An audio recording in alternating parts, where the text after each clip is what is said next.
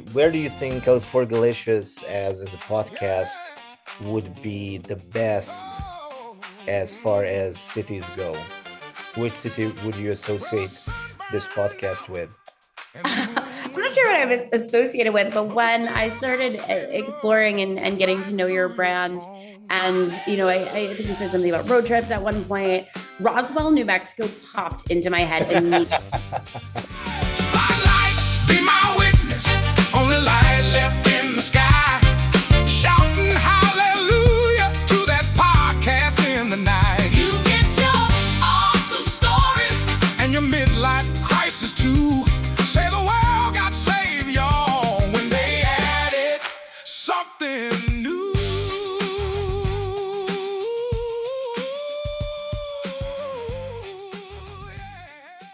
All right, welcome everyone.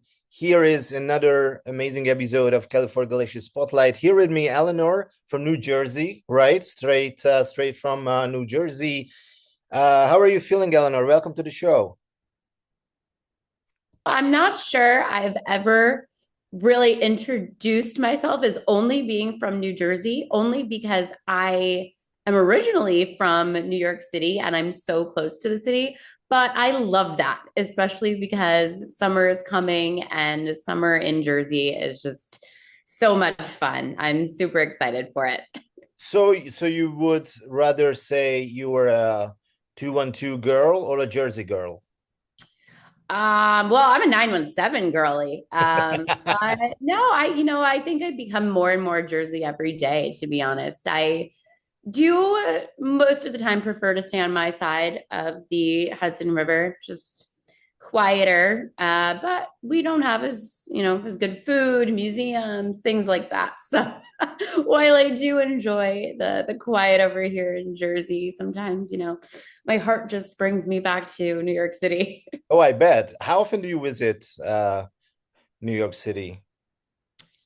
Well, I used to be a commuter. So I was going in 5 days a week for work, and then all my friends were still in the city. So 1 or 2 days for the afternoon. Now it's much less frequent. I actually had to go to the passport office last week and this week. I had a few appointments and things. So maybe once or twice a week, sometimes less frequent. Okay. Talking about travel and commuting, I mean, this is how I'm going to introduce you to our main topic with travel, or insanely awkward. But bear with me, this is Califorgilicious. So you are, I did my homework on you, right? Okay. Every I do my homework on all of my guests. And so you have visited around 70 countries, 60 plus for sure. You started as a traveler and then you evolved into a high-ranking travel advisor. Okay, Yes. so far so good. You have a company, elevateyourescapes.com, right? Which Yes. we are going to be talking about later, but it ranked among the top 30 Virgin Voyages travel advisors in both 2024 and 25. Mm-hmm. Did you pop up a bottle of champagne? Yeah, I popped more than one bottle. I'll say that. No, I grew my business from a passion project. I love of traveling, not just across the Hudson River, but I think being from New York City, really kind of inspired me to see more of the world, just living in such a diverse place, trying different foods from various cultures, celebrating holidays with neighbors, from different places than me. So, yes, I am about to hit my 70th country, actually on Saturday. Wow. I'll be heading to Tanzania, on safari for the first time. So I am super, super excited about that. A little bit nervous, but super excited. And then, having built so much in my business, I'm just super proud of accomplishments, and really always kind of in disbelief when I look back at the last 3 years and what kind of came of my passion project. And then you mentioned Virgin specifically. They're a brand known for champagne. They are, they Yes. have like iconic champagne all over the ship and in their marketing. And You can actually on the ship, anytime you want, shake your phone, and it's called Shake for Champagne. Someone will bring you a bottle of champagne. That's how you order it, which is very fun and something I've actually only done once, surprisingly. But I have had plenty of champagne and off-brand bubbly, as we call it. So if I sell everything in my life, all my possessions, can I move into one of these boats for the rest of my life, shaking my phone 24/7? If you can afford it, hey, go for it. There are like annual passes and things to cruises now, and I've seen some of the lower cost cruise lines. It actually works out to be a better financially for some people than living in a high cost of Oh, living wow. area, which I can totally attest to about the rent in at least my area, and I'm sure many cities are around the world. And I'm reading, articles about like over tourism, and Barcelona is widely talked about right now because local people are unfortunately having trouble finding housing because there's so much tourism. So how do you find a healthy balance? And that's something I think about Okay, every. but I would go for the captain suit. Would it be Oh, yeah. Yeah, oh, I you want I to be want captain? yes, I would like Okay. to try that. Do you think Okay. it's plausible for someone who doesn't have a lot of money? I think you can do whatever you put your mind to. I Okay. love I like that I like that. mentality. Captain will take a lot of training. Maybe there's other roles you can assume first and work your way up. Maybe it's smaller ship, but it's doable. It's doable. So you're saying that the champagne is free when I'm there. That's what matters. Oh, I don't know. If you're going to be steering the ship, maybe not. Okay. You'll be sober when you steer the ship. Not sure. I would think, but again, No, anything no, can I'm not gonna steer the ship. I just want the captain's suit. You Oh, know, like the oh, principal. you just want to wear it. Oh, Yeah. well, you do Yeah. you then. Sure. Cool. I'm thinking of making career choices right now. And what I really, really loved about your profile is that you basically embody at least two things in life that I adore most. One is travel, and the other one is food.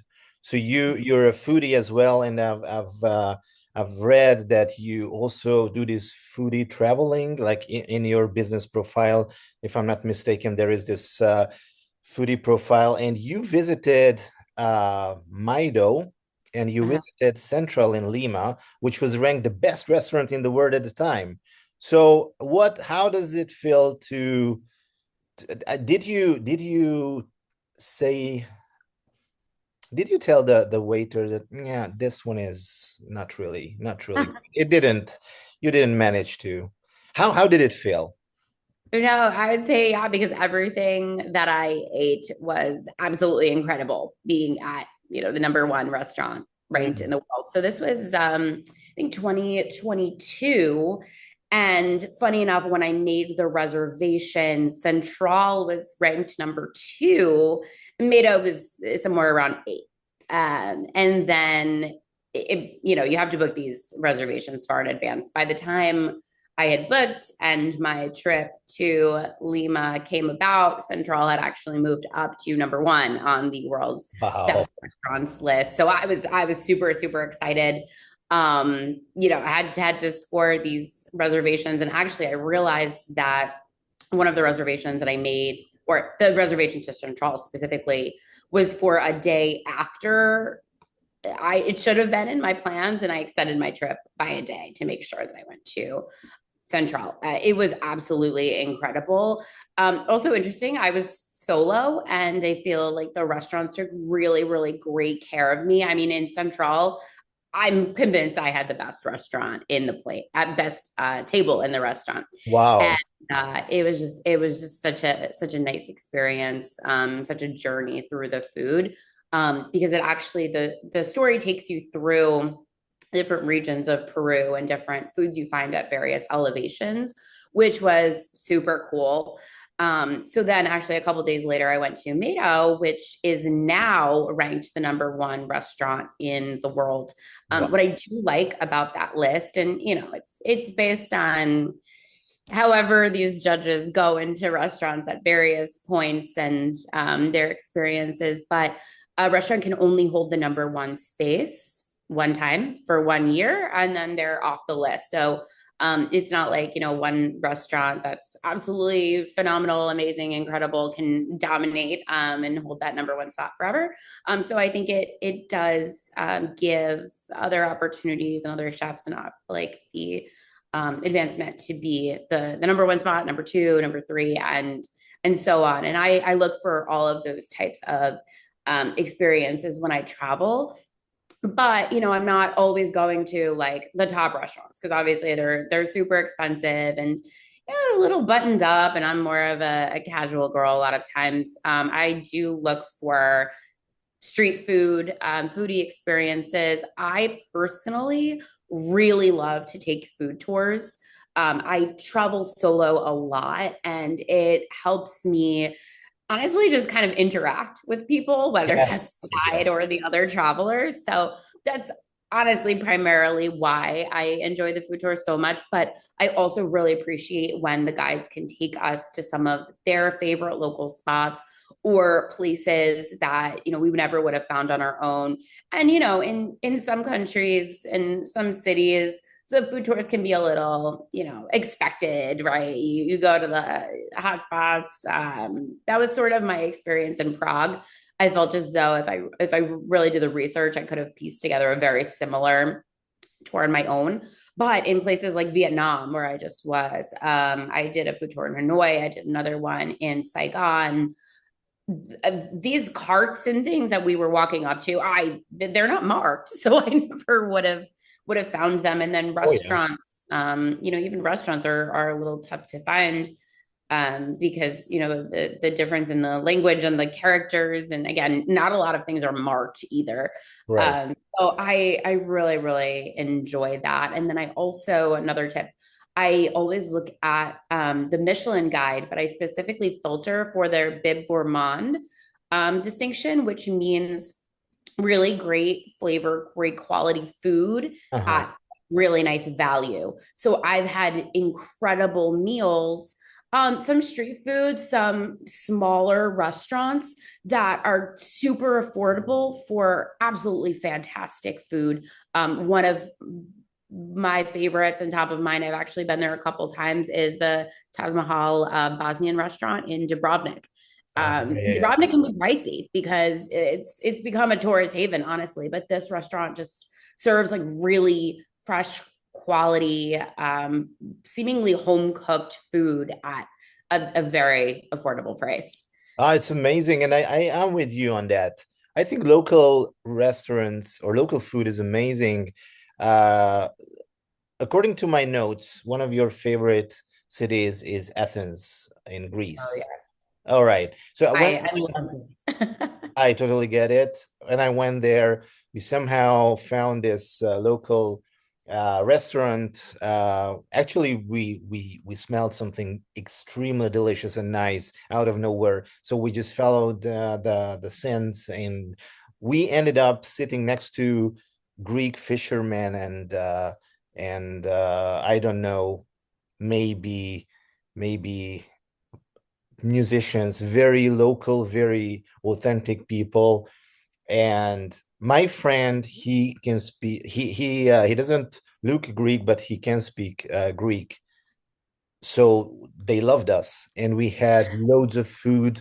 I don't even remember the price, but it was one of the most delicious, you know, food that I've eaten so far. Um, so you basically combine food and travel, we can say. So I how do do. let us go through your process so that the viewers and the listeners and I can understand how it works. So I contact with you and I say, "Hi, Eleanor, I want a champagne-filled, uh, like fever dream trip throughout California with 42 presidents and 33 Hollywood actresses. Exactly. Help That me. is that those are the types of requests I get. Oh, No, really? kidding. And that is very specific. And I do get some specific requests, like I saw this and I need to go there. But then I also work with some people who will reach out. I love working with first time travelers abroad or being from the US, a lot of Europe first timers or people who are just haven't seen too much yet but are really excited to get out there, and they'll kind of say, well, I want to see this and I was thinking about that, and then I can help them narrow down, choose a destination, and plan, and that's really what I absolutely love to do. It brings me so much happiness, like completely honestly, like I love getting on the phone with my clients or new clients and meeting new people and just sharing my travel stories, and helping them plan an unforgettable trip. And those trips look different to everybody. Like I love working with young ladies who are thinking about their first solo trip. Maybe have some hesitation because I've been there and I can, totally relate to how they're feeling, and all around like the excitement of all of the possibilities, but a little bit of fear around going to unknown places, especially by yourself. I love that. And then I love working with my retirees who have all the time and have put their lives on hold for commitments and things, and now they're just ready to run. They are ready to get out there and do all the things, and of course working with all types of people in between, and it's so fun. So they go like, we've been working for 70 years. Now show us the words, Eleanor. Exactly. They do. It's funny. Some of my repeat clients now, they think, oh, I want to go to Switzerland. Oh, I want to go to Italy. Oh, I want to just, and I'm like, okay, maybe these should be separate trips.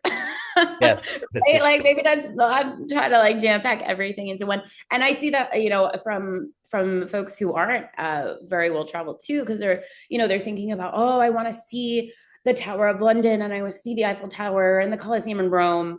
Um, and it's fun, but we need to pare down, and that's actually a travel mistake, if you will, that I've made.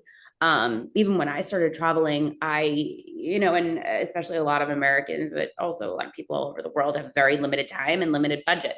So you Yeah. go out there and you take a trip and you try to see and do as much as you possibly can, and then unfortunately, you spend too much time on planes and trains and all of that to really immerse yourself in an area. But we're definitely seeing the rise in slow travel. We're seeing Gen Z really value experiences over material things, also valuing time to take a step back and relax and unplug from career and work more so than any other generation. And they're really leaning into travel and experiences. So I'm really loving that, because I think that people in general just don't take enough time for themselves and to enjoy and experience all the amazing things the entire world has to offer. Yeah. I mean, this sounds amazing. And I remember going to New York, and I felt this intensity between having to check, all the touristy top 10, whatever you must see sites, but I do want to, just wander about. I just want to get lost in the city, which I did many times. I'm an awful, yeah, when it comes to directions. And I remember, like, I mean, it's amazing. That was an amazing experience for me, like Rockefeller Center, you name it. And then I went to New Jersey. I went to this town called, no, wait. Okay, I forgot, but it's a beautiful town, and I saw these deers in the gardens, and there was this Adams family house out of nowhere. Nothing happened, but it's still with me, on the same level as, I don't know, the World Trade Center. One and or One World Trade Center. So it's amazing. So what is your view on or advice on travel on sorry on this thing? Travelers want to go and see the sites, the touristic sites, but is it enough? Is it, because I think this is my idea. I think these are the check boxes that need to be ticked, I mean, need to be, well, like they are musts for a reason, but Sure. then the real thing begins after, beyond them, right? Sure. Yeah, when you were telling your story, you reminded me about my travels to London. The first time I went to London, it was 2019, and I went with my mom. And we got the London pass, and we're just like, okay, what are all the attractions we can Yeah. see to like get our value and see the things we're quote supposed to see in London? And absolutely amazing sights and history and everything, but it was a little stressful. And then, of course, the crowds at Oh yeah. these sites, and tourism is growing in major cities all over the world. So more and more you're going to be, within these very large crowds that honestly makes it a little tough to really, really truly enjoy yourself. That's also why I recommend to a lot of people to travel in the off season, but it's funny the way the off season or the shoulder season is now prime season. You're Anyway, doing a great job, by the way. This is what it means. yeah. The second time I went to London, it was solo trip. And I was actually just bopping around trying to fill time because back here, I was in between apartments and I had my heart set on this one particular apartment that wasn't available yet. So I threw my stuff in storage and went out and traveled for a month. So I was kind of like piecing things together as I went. But because I had already done, quote, the touristy thing or the sites and the big attractions, I took a step back and really enjoyed the neighborhoods Right. and of like local life. And, I was working remotely at the time. So, working from cafes, working from hotel or Airbnb. And I just enjoyed the experience so much more. Now, I will say some of the things I did are still like touristy by nature, right? Like I did a walking tour in Notting Hill. I did another walking tour in Camden. Like I love walking tours also. I love hearing from local people and learning about history, learning about their experiences, and kind of being led around to different areas. But it was just such a relief. And I think too, not only seeing the big sites, but also we pack our itineraries way too tight, like running from one site to another Yeah, to exactly. another. Also with the Just kind of phone, exhausts like I ourselves. hate that. Sorry.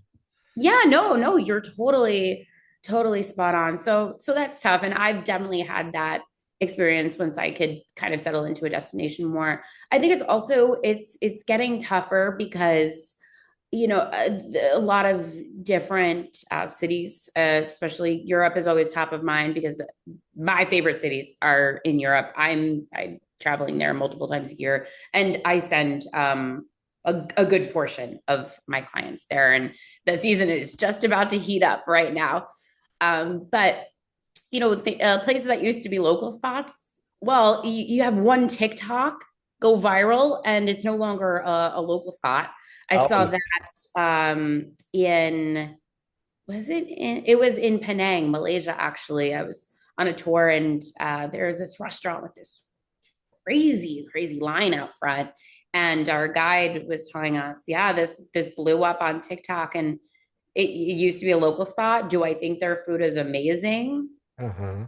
No, but this kind of just went viral, and it's now the thing. And I just thought that one particular nugget from that restaurant really just showed the power of content going viral, which is awesome a lot of times, showing really cool spots. And I think it's amazing also to showcase local businesses, small businesses. But it turned this restaurant that used to be frequented by locals, but they knew it wasn't the best. It just kind of was what it was, into this phenomenon. So we're seeing like a lot of that because tourism is exploding in cities like Barcelona, for example. That's really top of mind for me right now. especially, they just announced new regulations and new fees for cruise ships visiting for less than, I think, 12 hours. So, I've been reading a lot about that and how that will impact not only the cruise industry, but local community as well. But yeah, I think, it's tougher sometimes to seek out these truly local experiences, but that's why I like, the food tours. And another thing that I love to do is go on, they're called free walking tours, but I want to be very clear that they're not meant to be free. They're meant to Yeah. be tip based. Because, I think some people might see the word free and, get excited that they're not going to spend anything. But they're designed so that travelers of with all budgets and places in their lives can afford to attend. So you're asked to tip what you feel the tour was worth. And I find that those types of tours have the absolute best guides that are so passionate about their home cities and want to share a lot of tips and information. So when I arrive to a city, I always go on the tour, my first maybe full day there, or even first day if I can swing it, and just learn as much as I can from the guides. And even some of the notes and things that I've taken or found on the internet or have talked to others about, I throw out if they tell me, that I should be doing something or they have this great recommendation. And it's almost always held true. I've also, fun story, been in a restaurant in Paris, and my friend and I kind of chit chat with everybody, more so her actually at that point. But we found a restaurant called Milagro on the Michelin Bib Gourmand list. And we went, the lamb was phenomenal. We loved our dinner, and we're like the almost last ones in the restaurant. And actually, the chef comes over and introduces himself, and we get to chatting, and then he gave us the names of a bunch of other local spots Wow. that he likes. Our rest of our food list for Paris was out the window. Then we made our own food tour and crawl and stuff around these restaurants that he gave us. Some of them were like more counters and small plates and things. Some were like sit downs. But we just pivoted and took his local recommendation. And these were restaurants we probably would have never found anyone talking about online, at least in like a tourism community, but spots that locals would know. Yeah, exactly. I mean, I totally get that. So if someone logs on into elevateyourescape.com, your business site, and say, all right, I want to go to Paris. Can you recommend me some insanely nice restaurants? Then you can provide a list for them. And I was wondering, because it's very interesting what you said, and I've talked with quite a lot of Americans, and I found, I mean, this makes sense. I believe that Americans kind of romanticize Europe as much as I romanticize the United States of America, because I'm a fake American. I'm a wannabe. Do you can you help me in my trips inland?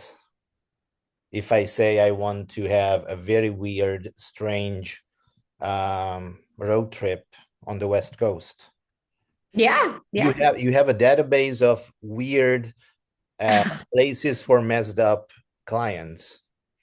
Do I have a database? No. I have some things from personal experiences, but not so much in that category.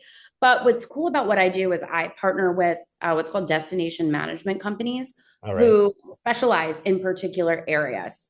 So, whatever you're looking for, even if it's super niche, they can find it. Like they know the people on the ground, they know what's hot, what's not, what's going on more locally. So those are the types of people that I would partner with for an area that I might not know how to execute on that.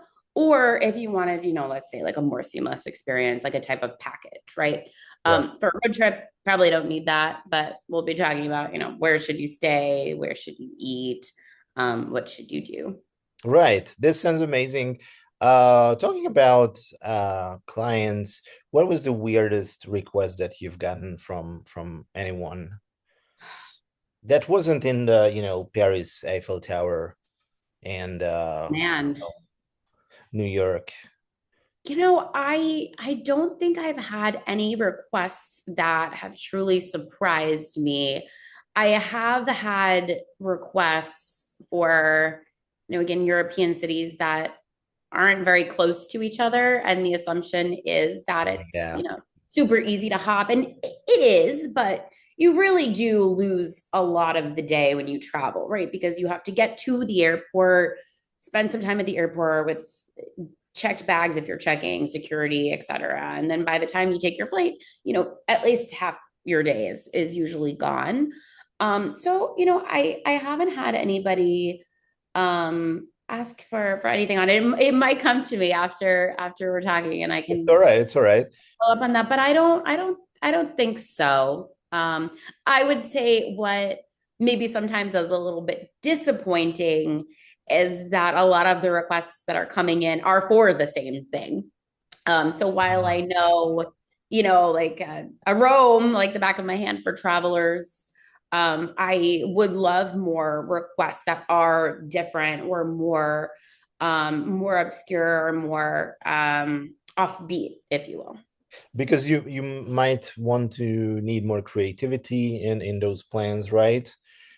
I mean, obviously, it's understandable. Bigger cities, major destinations are one and more, but we have time for one more question. Let me ask you this, because it truly I love traveling, and it truly fascinates me how my I've never reached that number as you have. I'm somewhere around 40 countries, but I've always had something something quirky, something that is not typical, something offbeat, whether I met someone, whether I ended up in a place. So how do you like how flexible do you recommend people to be while traveling so that we can avoid this stress of ticking the boxes? What is your take on that? Yeah, I think it really depends on your personality and the type of trip you're looking to have, right? So I work with some people who are very, as we would call them, like type A. They need a printed itinerary, they need a plan. Then I work with some people who are all the way on the other side of that. And they're like, okay, I just need a flight and a hotel, and I'll figure things out. I'll walk around. And most people will fall somewhere in between, but I do like to recommend that you have some sort of plan and some sort of ideas about what you'd like to do going in, things that are musts for you, and then things that are nice to do depending on the time you have and your energy level too, because for people traveling over the summer, it gets very warm and you might be up for less walking than you thought. But on the other side, and I've seen this with me personally, sometimes you just get so excited and you have so much energy to just be in a new place and want to see as much as possible that you will go walk that 25,000, 30,000 steps to explore more and see more and happily do it. So I think it all really depends, but leaving free time and leaving the opportunity for flexibility, I think is key. And then I think for travelers in that destination, you have to be willing to be flexible and spontaneous, Okay. right? So if you are hanging out at a bar, let's say early in the day, and you meet some people and they invite you out later, but you had plans to go to a specific restaurant, well, are you going to take this opportunity to do something super fun that you might not have done, or are you going to stick to your plan just because it's your plan? So I think just being open to the possibility of these different experiences is crucial. Because most awesome experiences tend to happen like this, very randomly.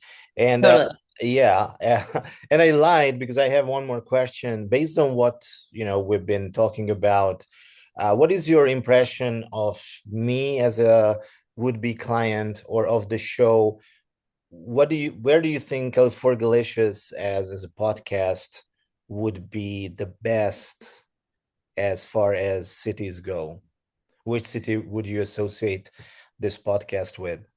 I'm not sure what I was associated with, but when I started exploring and getting to know your brand And, I think you said something about road trips at one point. Roswell, New Mexico popped into my head immediately. So I did this unexpectedly, amazingly cool road trip around New Mexico in 2021 when, travel was still a little closed and, folks were kind of staying in their respective countries. I rented a car and I picked it up in El Paso, Texas. I drove to White Sands National Park, which I had seen in a magazine, and it was like a dream of mine to do. Really enjoyed that. Continued on up the route, hit some mountain towns, whatever. But Roswell, New Mexico is just so quirky. It was so interesting because of their history with like UFO sightings and whether or not that's true and all of that. But the way that the town and city brings it alive it was just so interesting and like halfway amusing, right? Like they have a museum dedicated to the UFOs, but then they also have like the silly green plastic aliens outside McDonald's. So the mix is quite interesting, and it felt like it was a very different place. I was just like super proud of this history that they have. And then I continued on to Santa Fe. So that was like also just an unexpected trip for me that I also have in my heart because it was one of my first solo trips. I think my first big solo road trip. And I did a lot of driving on that trip and saw, various areas of New Mexico. And even, as an American, when I talk to people, they don't often mention New Mexico, which is a shame because it's a wonderful place. It's on my list. Definitely. It's on my list. Eleanor, thank you so much for having this episode going so well and being my guest on Califorgilicious.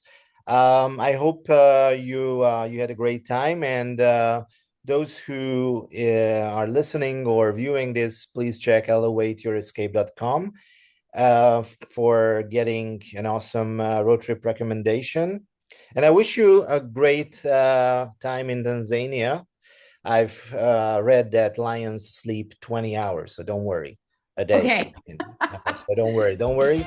And I hope, somehow you can get me that presidential suite on the luxury boat. I'll work on it. Yeah. Thank you so much. Thank you.